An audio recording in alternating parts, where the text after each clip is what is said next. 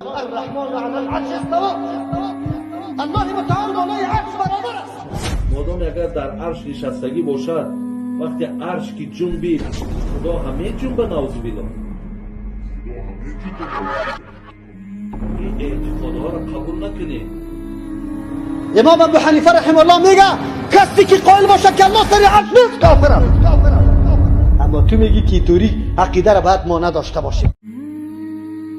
قرآن خواندن الرحمن علی العرش استوى. الله متعال بالای عرش برابر است. قرآن بیان کرده.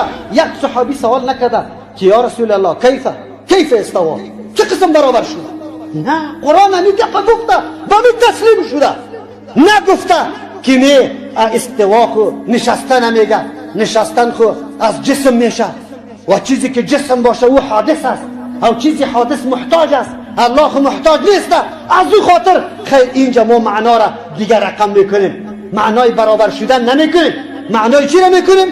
الله تسلط حاصل کرده، پیش تسلطش نبود که تو تسلط حاصل میکنی. حالی بری پیغمبر، بری الله متعال، چرا تاویل میکنی؟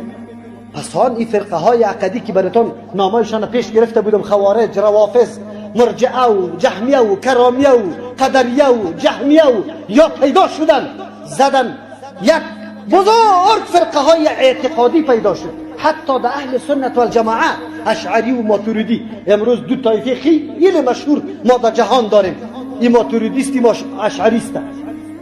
اکثر مردم افغانستان، پاکستان و هندوستان ماتوریدیست. ابو منصور ماتوریدی در قرن چهارم در اونجا آمد، در دنبال از او روان است. عقیده که صحابه داشت، تابعین داشت، تابعین داشت، پشت از او نمیگرده. امروز ببره برادرای احنافی ما را بگو شما با کدام عقیده امام ابو حنیفه رحمه الله هستی یا نه؟ و میگه ما در مذهب امام ابو حنیفه رحمه الله فروعان هستیم، در احکام هستیم، در عقیده نیستیم. خیر در عقیده کیستیم؟ ماتوریدیست. امام ابو حنیفه رحمه الله عقیده را نمیفهمید. چی؟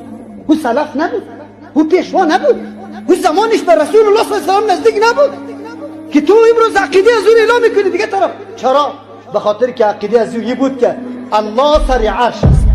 امام ابو حنیفه رحمه الله میگه کسی که قائل باشه که الله سر عرش نیست کافر است.